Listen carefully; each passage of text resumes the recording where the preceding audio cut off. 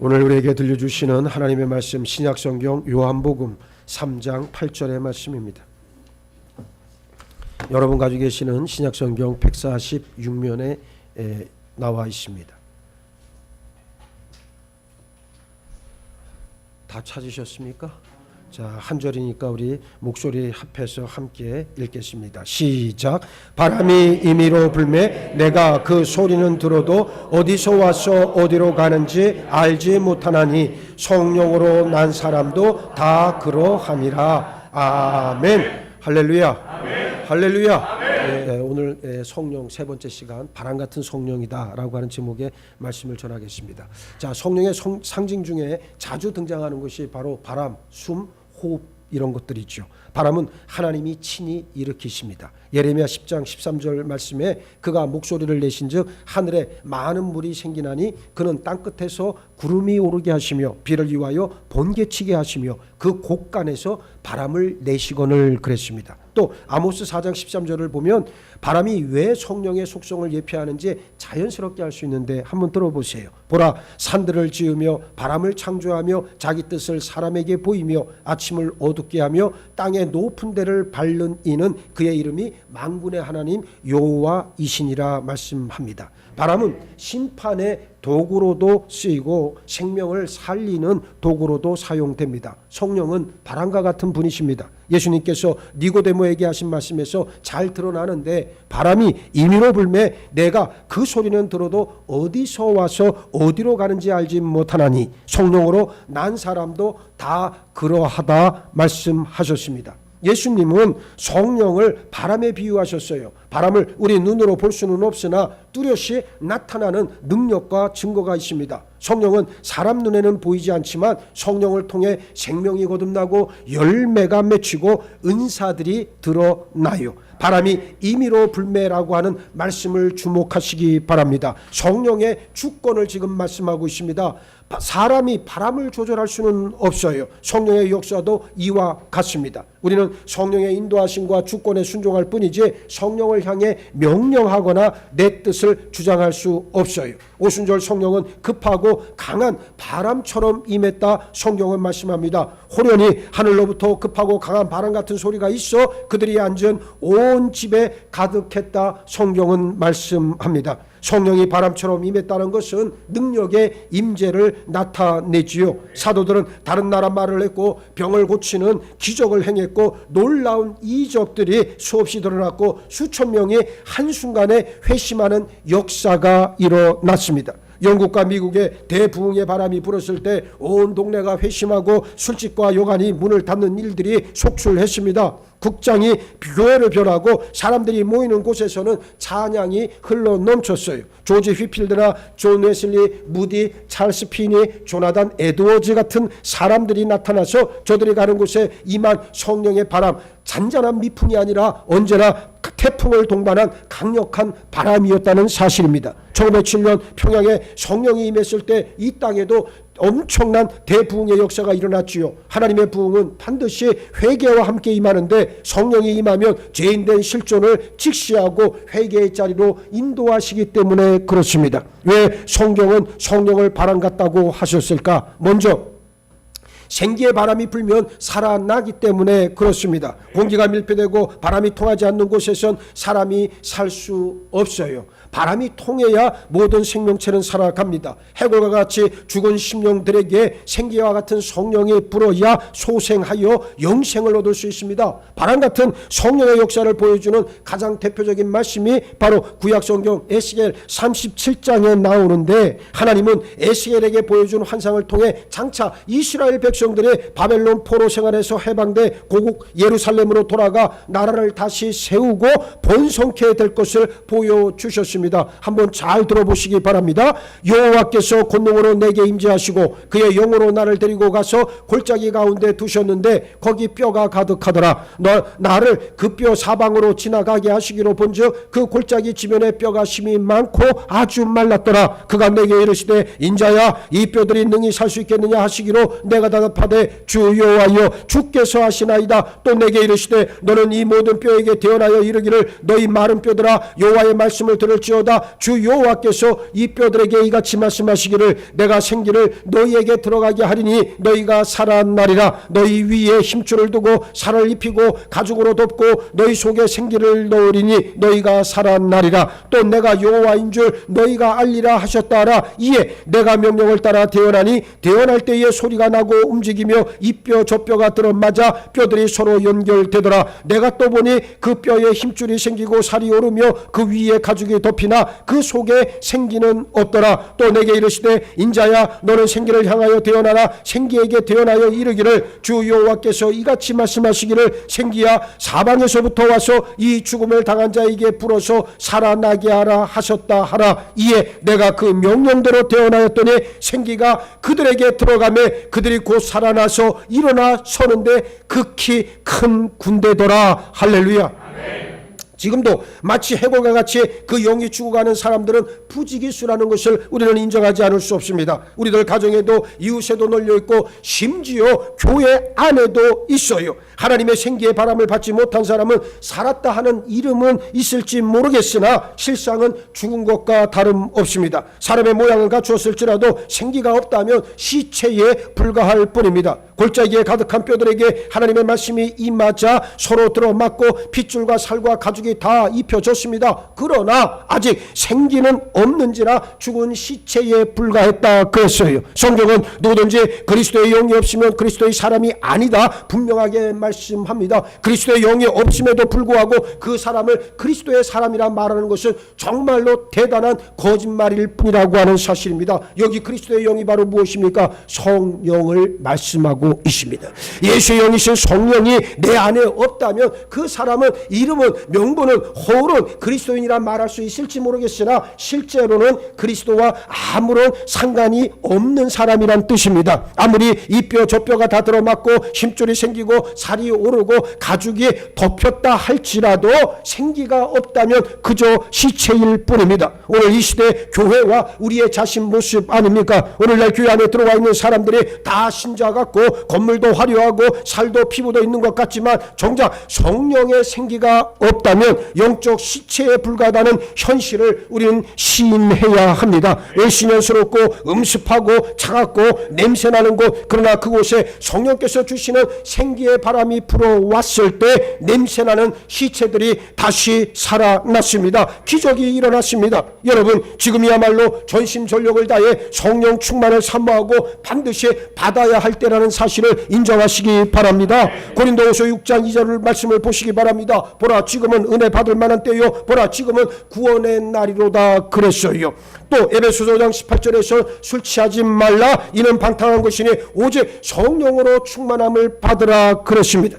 요한계시록 3장에는 라오디게아 교회에 대한 말씀이 나오는데 그들은 덥지도 않고 차지도 않으면서 스스로 말하기를 나는 부요하고 부족함이 없다 자부했습니다. 그러자 예수님은 저들을 어떻게 하시겠다 그랬습니까? 토해내 버리겠다 선언하셨어요. 오늘날 우리 실상을 제대로 보여주는 말씀 아니겠습니까? 성령의 생기가 임한 자에게 생명의 놀라운 역사가 일어납니다. 이 생기의 바람이 불어야 내 영혼이 살고 교회가 살고 가정이 살고 나라와 민족이 살아납니다. 아직도 마른 뼈처럼 죽어 있다면 이제 하나님의 음성을 듣고 깨어나 생기의 바람 같은 성령의 역사로 이 땅을 변화시키길 예수의 이름으로 축복합니다. 둘째, 바람 같은 성령은 임의로 분다는 사실이에요. 예수님은 성령의 임재를 말씀하시면서 바람은 임의로 분다 그러셨습니다. 바람이 임의로 부는 것처럼 거듭나게 하시는 성령의 역사도 이와 같습니다. 성도가 거듭나고 예수 믿어 영생하는 것이 바로 성령님의 바람 같은 역사로 주시는 은혜임을 우리는 알아야 합니다. 예수님은 니고데모와의 대화에서 거듭난다는 말씀을 반복해 사용하셨어요. 거듭난다는 것은 위로부터 하나님에게로부터 나는 것을 말하고 이것은 초자연적인 일로 하나님께서 주권적으로 직접적으로 각 사람에게 임의로 행하시는 일인 줄 믿습니다. 사람을 거듭나게 하시는 일은 하나님만이 하실 수 있는 일이요 특별히 성령 하나님께서 하시는 사역입니다. 웨슬리와 함께 영국의 부흥운동을 주도했던 조지 휘필드라고 하는 사람은 청년 시절 제약 가운데 깊이 빠져 지냈습니다. 그러던 어느 날 자신의 내면이 온통 시커먼 제약으로 물들어 있음을 발견하게 되지요. 그래서 자기 부정에 심혈을 기울여 그동안 사치하던 삶을 다 정리하고 일부러 누더기 옷을 입고 가장 싸구려 음식을 찾아 먹고 일주일에 이틀간 금식하고 가난한 사람들에게 자기 돈을 나눠주고 밤마다 기도로 지새웠습니다. 그런데도 구원의 확신이 들지를 않는 거예요. 아무리 삶의 외피를 뜯어 고쳤다 할지라도 그의 내면이 문제가 있는 사람인데, 내면이 병들어 있는데, 내면이 썩어 있는데 이것을 도려내지 않고 이것을 고치지 않고는 삶의 외피를 뜯어 고친다고 절대로 바뀌어지는 일은 나타나지 않는다는 거예요. 그렇게 얼마나 암울한 나날을 보내고 있던 그 휘필드가 어느 날 존 웨슬리를 만나게 되고, 웨슬리가 그에게 한 권의 책을 줍니다. 영혼 속에 하나님 생명이란 책을 이제 전해주고, 그 책을 읽으면서 휘필드는 큰 깨달음을 얻습니다. 나를 주장하시고 다스리시는 성령님께 온전히 나 자신을 맡기는 여러분 모두가 되기를 바랍니다. 셋째, 생기의 바람 같은 성령은 우리를 정결케 하십니다. 바람은 구름을 거치게 해서 맑은 하늘을 만들기 때문에 욥기 37장 21절에서 뭐라고 이야기합니까? 바람이 지나가면 말끔해진다 말씀합니다. 성령이 임하면 거룩해지지요. 고린도전서 6장 9절로 11절 말씀에 불의한 자가 하나님의 나라를 유업으로 받지 못할 줄을 알지 못하느냐. 불의한 자는 하나님의 나라를 유업으로 받지를 못합니다. 또 미혹을 받지 말라. 음행하는 자나 우상을 숭배하는 자나 간음하는 자나 탐색하는 자나 남색하는 자나 도적이나 탐욕을 부리는 자나 술 취하는 자나 모욕하는 자나 속여 빼앗는 자들은 하나님의 나라를 유업으로 받지 못하리라. 너희 중에 이와 같은 자들이 있더니 주 예수 그리스도의 이름과 우리 하나님의 성령 안에서 씻음과 거룩함과 의롭다 하심을 받았느니라 그랬어요. 여러분, 하나님의 나라는 아무나 들어가는 게 아니에요. 하나님의 나라는 내가 입으로 주여 주여 한다고 들어가는 게 아니고 어떻게 됐다고? 여기 보니까 뭐라고 그랬어요? 예수의 이름과 우리 하나님의 성령 안에서 씻음과 거룩함과 의롭다 하심을 받은 자가 들어가는 거예요. 예? 씻음을 받았습니까? 주의 보혈로 말끔히 씻겨 전 내려가야 하고, 그리고 어떻게 합니까? 예수의 이름으로 거룩해져야 되고, 그리고 예수 그리스도의 복음으로 의롭다 하심을 받아야 하나님의 나라를 소유하는 복을 받아 누려요. 웨슬리 한 사람이 변화를 받으니까 영국 사회가 변했던 것 우리가 너무나도 잘 알고 있지 않습니까? 18세기 영국 사회는 말 그대로 암흑과 같은 시기였어요. 3명이 길을 걸어가면 그 중에 2명이 사생아였습니다. 그 정도로 정치적으로, 경제적으로, 문화적으로 아주 퇴폐했고 아주 무너져갔던 심히 어지러운 때가 그 시기 아니었습니까? 한 집 건너서 술집이 있었고요. 한 집 건너 극장 투성이었습니다. 하나님은 이런 영국 사회를 건지시기 위해 존 웨슬리를 들어 사용하셨습니다. 미국 조지아주 인디안 선교를 위해서 나갔다가 실패하고 돌아와서 1738년 5월 24일 저녁 오후 8시 45분경에 올더스게이시라고 하는 거리를 지나가는데 마침 거기에 한 작은 교회 집회에 참석을 했어요. 그랬는데 마침 사회자가 마틴 루터가 쓴 로마서 주석 서문이라고 하는 책을 읽고 있는 중에 그 말을 듣고 있는 중에 갑자기 가슴이 뜨거워지는 경험을 했습니다. 이것이 바로 그 유명한 존 웨슬리의 회심 사건 아니겠습니까? 하나님은 새로 거듭난 웨슬리를 통해서 부패해가는 영국 사회를 건졌습니다. 웨슬리가 밖에 나가 설교를 하며 술집들이 다 문을 닫았고요. 깡패와 창녀들이 하나님 앞에 돌아오는 역사가 나타나기 시작을 했습니다. 웨슬리 한 사람이 회개하고 그 영혼이 거듭나니까 영국 전역에 신령한 바람이 불었고요. 그 생기의 바람이 대대적인 영적 각성운동으로 번져 결국 한 나라를 살렸습니다. 우리도 성령 충만 받으면 하나님의 일꾼으로 하나님 앞에서 인정받는 사람이 될 수 있어요. 하나님 앞에 간절히 기도하시기 바랍니다. 하나님, 나를 성령 충만하게 하시고 우리 가정을 성령 충만하게 하셔서 내 남편 내 아내 우리 자녀들이 다 성령 충만 받아 생기의 바람 같은 성령으로 이 땅을 변화시키게 하여 주옵소서. 간절히 구하는 여러분 모두가 되기를 바랍니다. 넷째, 바람 같은 성령이 임하면 능력의 역사가 비로소 나타나기 시작합니다. 창세기 8장 1절을 보면 바람이 홍수를 먹게 했고, 출애굽기 14장 21절에는 바람이 홍해를 갈랐습니다. 민수기 11장 31절에서는 바람이 메추라기를 몰아왔고, 열왕기상 19장 11절에서는 바람이 바위도 부순다 말씀합니다. 오순절 성령이 임하실 때 하늘로서 호련히 급하고 강한 바람 같은 소리가 있어 저희 앉은 온 집에 가득했다 그랬는데, 신속하고 강한 성령님의 역사를 그대로 보여줍니다. 제자들은 바람 같은 오순절 성령 충만을 받고 큰 권능을 가진 예수의 증인들이 다 되었다는 사실이에요. 예수님께서도 요한복음 20장 21절로 22절을 통해서 너희에게 평강이 있을지어다. 아버지께서 나를 보내신 것 같이 나도 너희를 보내노라. 이 말씀을 하시고 그들을 향하사 숨을 내쉬며 이르시되 무엇을 받으라. 무엇을 받으라. 성령을 받으라. 그런데 핵심은 성령을 받으라 그 말 앞에 있는 단어예요. 그게 뭐냐? 예수님이 뭐라 그랬다고? 어떻게 했다고? 숨을 들이마시며 이르시기를. 예수님의 숨을 들이마시며 이르시기를 성령 받으라. 아니잖아. 뭐라 그랬잖아. 내가 금방 뭐라 그랬어요? 예수님께서 숨을 내쉬며 이르시기를 성령 받으라. 숨을 내쉬며라고 하는 말이 핵심 포인트예요. 지금 무슨 말이냐 보세요. 예수님의 숨, 예수님의 호흡, 예수님의 바람, 그 바람을 어떻게 하는 거예요? 예수님이 지금 내쉬었다 그랬거든. 예수님의 숨, 예수님의 호흡을 내쉬어. 누구를 향해서? 제자들을 향해서 숨을 내쉬며 하신 말씀이 뭐요? 성령을 받으라. 그럼 그 성령이 무엇이란 얘기요?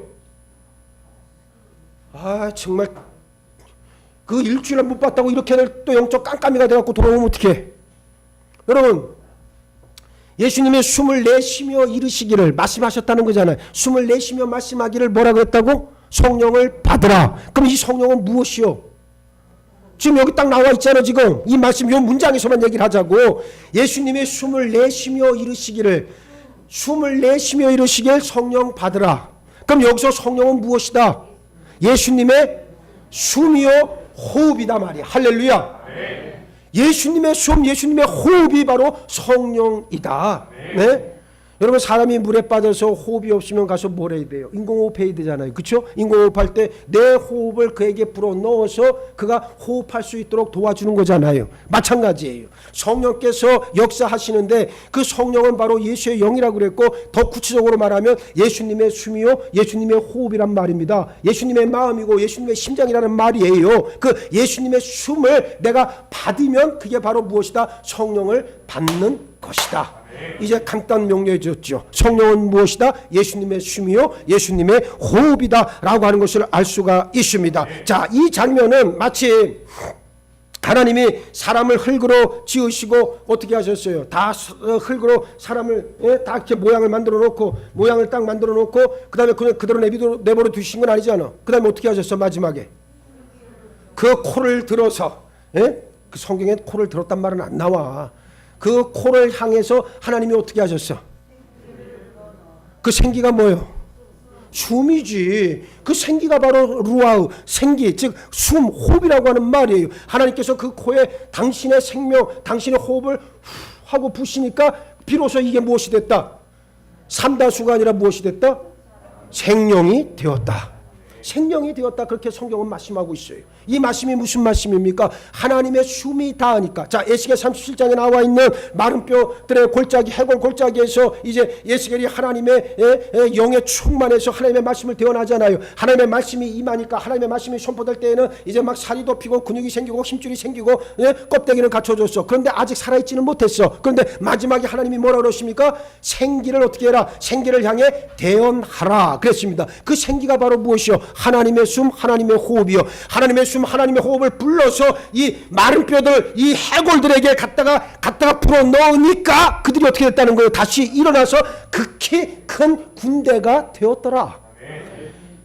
간단해진 거. 이제 성령의 원리는 간단한 겁니다. 복잡하지가 않아요. 하나님의 숨, 하나님의 호흡. 구약에서는 하나님의 숨이요 하나님의 호흡이지만 이제 신약시대 이후를 살아가는 우리에게는 구체적으로 예수님의 숨, 예수님의 호흡이 우리에게 주어졌습니다. 예수님의 숨을 받아 누리면 우리가 성령의 사람이 되는 거예요. 할렐루야. 그래서 이 예수님께서 지금 제자들을 향해서 숨을 내쉬면서 성령을 주시는 것, 그 다음에 하나님께서 사람을 흙으로 지으시고 그 코에 생기를 불어넣어 사람을 창조하신 것과 아주 비슷합니다. 아주 유사한 패턴을 가지고 있다는 것을 알 수가 있습니다. 관건은 바로 무엇이다? 이제는 예수님의 숨, 예수님의 호흡을 받으면 우리는 성령의 사람이 된다라고 하는 사실이에요. 하나님께서 우리에게 성령을 부어주신 것은 영적 세계에 대한 책임을 가지라고 하는 의미고, 거듭남이라고 하는 새 창조를 통해서 복음 증거의 사명에 필요한 능력을 공급해 주시기 위함이다. 왜 우리에게 성령을 부어주시느냐? 우리로 하여금 예수의 증인이 되라고.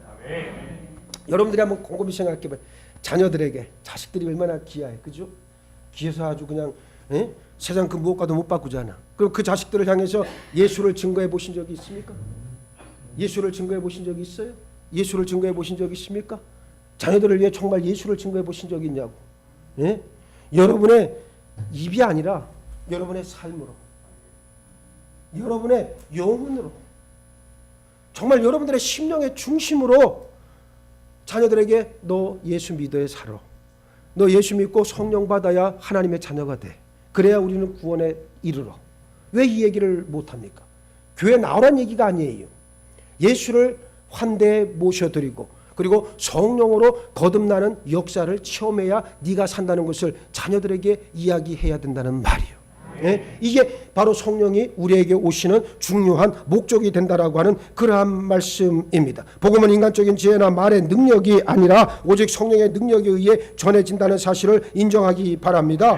예수님이 제자들을 향해 성령 받으라 하셨을 때 받으라고 하는 말은 다른 의미로 영접하라고 하는 뜻이에요. 예수님을 어떻게 됩니까? 환대에 모셔드려야 됩니다. 성령을 거부하는 자, 목사님 저는 성령 받기가 무서워요. 그러한 자들에겐 성령이 역사하지 않아요. 성령을 환대에 모셔드리는 사람에게 성령은 급하고 강한 바람같이 임해서 그 심령을 바꾸어 놓으신다, 그 말씀이에요. 오늘부터는 성령을 사모하시길 바랍니다. 성령께서 내 안에 들어오셔야 나는 비로소 변화받는 그런 은혜 가운데 들어가게 된다는 것을 꼭 기억을 하시길 바랍니다. 무슨 도구나 수단으로 성령을 이용하지 말고 인격으로서 내 실존 속에 모셔드려야만 합니다. 제자들에게 주어진 성령은 오순절 한 곳에 모여있던 제자들에게 폭발적인 능력을 나타냈죠. 사도행전 1장 8절을 보시기 바랍니다. 오직 성령이 너에게 임하시면 너희가 권능을 받고 예루살렘과 온 유대와 사마리아와 땅끝까지 이르러 무엇이 되리라? 누구의 증인이 되리라? 예수의 증인이 되리라 하시니라. 할렐루야. 우리가 존재하는 이유가 바로 거기에 있습니다. 여러분들이 예수를 증거하지 않고 여러분의 삶을 통해서 예수가 드러나지 않고 여러분들의 믿음을 통해 예수의 열매가 맺혀지지 않는다면 그 믿음은 하나님과 상관없는 그러한 가짜 믿음인 것을 우리는 알고 있어야 합니다. 분명하고도 확실하게 말씀드리거니와 성령 받아야 우리는 살 수 있습니다. 간절히 사모하시기 바랍니다. 성령이 임하면 권능 받습니다. 바람 같은 생기의 성령이 임하면 우리는 능력 받습니다. 성령이 아니고서는 믿음의 일을 절대로 감당할 수 없어요. 이제 우리 창동 제자들교회 급하고 강한 성령의 바람이 불어야 할 줄 믿습니다. 하나님께서 일으키시는 바람을 인정하고 순복하면 됩니다. 우리는 바람을 만들 수 없고 파도도 일으킬 수 없다는 사실을 시인해야 한다는 말이에요. 하나님께서 강한 영적 부흥의 파도를 내려주시고 영적 부흥의 바람을 우리에게 내려주실 때 우리가 그것을 마음대로 조절할 수도 없거니와 우리가 무엇을 하나 할 수 있는 게 아무것도 없어요. 단지 우리가 해야 될 일은 무엇이냐? 그 파도에, 그 바람에 나를 맡기면 된다.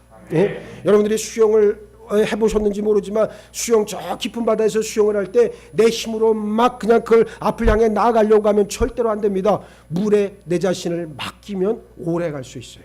예? 내 힘이 들어가질 않아요. 특히나 바다 같은 데 가가지고 막 깊으니까 막 발버둥 치다가 그냥 꼬르륵 맥주병이 되는 거 아니에요. 근데 그거 아니에요. 그냥 수영하다 조금 지치면 그냥 뒤로 발라당 누우면 돼. 누우면 부력, 그 염도에 따라서 부력이 훨씬 민물보다 많아요. 그러면 그냥 가만히 누워서 힘만 빼도 물속에 둥둥 떠다닐 수 있습니다. 근데 사람들이 그걸 모르니까 어떻게 합니까? 자기의 그 조바심에 야 내가 이러다가 물에 빠져 죽겠구나 싶으니까 막 온갖 힘을 쓰다가 그렇게 하다가 어떻게 되는 거예요? 맥주병이 되더라. 그 말 아니겠습니까? 오늘 여러분들에게 분명하게 말씀드리거니와 하나님이 일으키시는 바람과 하나님께서 부어주시는 성령의 그리고 부흥의 영적 부흥의 파도에 여러분 자신을 온전히 맡기길 주의 이름으로 축복합니다. 순복하면 됩니다. 우리가 바람을 만들 수 없고 파도도 일으킬 수 없다는 거 너무나도 잘 알고 있잖아요. 지금도 성령의 바람은 불고 있고 사모하는 심령들에게 급하고 강하게 역사한다는 사실을 꼭 기억하시길 바랍니다. 성령의 바람은 신령한 하늘 생명으로 우리를 충만케 하셔서 우리를 새롭게 이끌고 가십니다. 오순절 다락방에 성령이 급하고 강하게 불어서 120명 제자들이 다 성령 충만히 받고 성령의 말하게 하심을 따라 다른 방언을 말하고 복음을 증거한 것처럼 여러분들도 이 은혜를 진실로 사모해서 하늘 생명으로 충만해져 맡겨진 믿음의 분량들을 다 채워나가시길 예수의 이름으로 축원합니다. 축원합니다. 축원합니다. 영적으로 깜깜이었던 니고데모에게 바람이 밀어 불매 어디서 와서 어디로 가는지 알지 못하나니 성령으로 난 사람이 다 그러하다 우리 주의 음성을 듣게 하시고 이 시대를 살아가며 다시 우리에게 말씀하시는 주의 음성 앞에 반드시 바람 같은 성령의 용사들로 거듭나 거룩한 하늘 생명으로 충만해져서 날마다 주의 영광을 드러낼 수 있는 통로로 쓰임받는 저희 모두가 되기를 원합니다. 세상을 갈수록 세속적이 되어져 가고 인간의 욕심이 세상의 종력이 판을 치지만 오늘 우리는 하나님 기뻐하시고 원하시는 뜻만을 바라보며 나갈 줄 믿습니다. 우리를 불쌍히 여겨주셔서 성령의 강한 용사들로 다시금 세움받아 하나님의 영광을 위해 일할 수 있는 저희 모두가 되게 하여 주옵소서. 하늘 생명으로 충만케 역사하여 주옵소서. 맡겨진 믿음의 분량을 다 채워나가고 그에 합당한 열매를 맺는 우리 창동 제자들 모든 믿음의 식구들로 세워질 줄 믿습니다. 함께하여 주옵소서. 감사하오며 우리 주님 예수 그리스도 이름 받들어 기도하옵나이다. 아멘.